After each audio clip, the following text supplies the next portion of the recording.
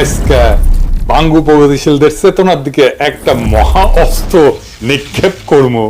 এর ফলে বাঙ্গু প্রগতিশীলদের মুখোশ চূড়ান্ত ভাবে খসে পড়বে আর তাদের পুচ্ছে আগুন জ্বলা যাবে। তাদের প্রগতিশীল প্রতারণা আর ভণ্ডামি ভরা বয়ানের চেতনা এই বিল্ডিং এর মতো ধইসা পড়বে। আগের দুই এপিসোডে আমরা ৭১ সাল নিয়ে আওয়ামী বাম বয়ানকে জয় বাংলা কইরা দিছি।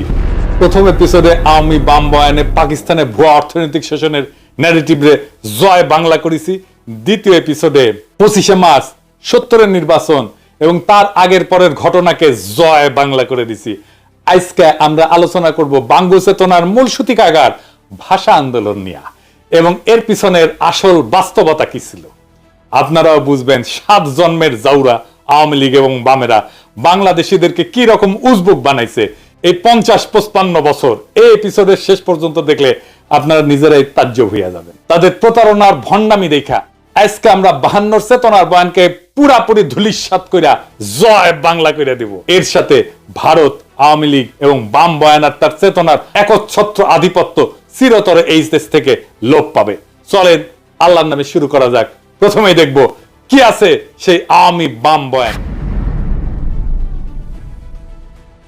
১৯৪৭ সালে পাকিস্তান রাষ্ট্রের আবির্ভাব হয়। তাকে মানে আওয়ামী বাম বাঙ্গু বয়ানে কয় আর কি। পাকিস্তান গঠন হওয়ার পরে পশ্চিম পাকিস্তানের শাসক গোষ্ঠী বিশেষ করে পাঞ্জাবিরা পূর্ব পাকিস্তানের বাঙালিদের উপরে তাদের ভাষা উর্দু জোর কইরা চাপাইয়া দিতে চাইছিল।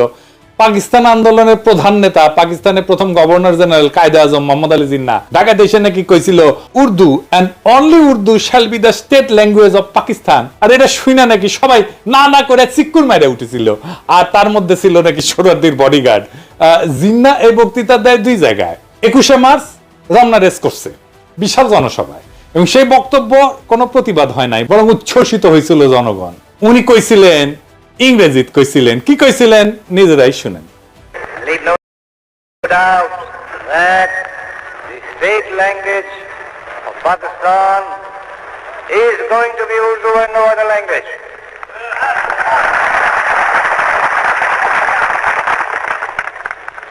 And anyone who tries to mislead you is really the enemy of Pakistan. Without state language, no nation can remain tied up solidly together and work together. Look at the history. Every government has got to have some state language. Therefore, so far as the state language is concerned, Pakistan's state language shall be Urdu. ইংরেজিতে কইছিলেন, এটা ঠিকই কইছিলেন বলে বাঙ্গু প্রগতিশীলদের ধরে নেওয়া উচিত ছিল, তাই না?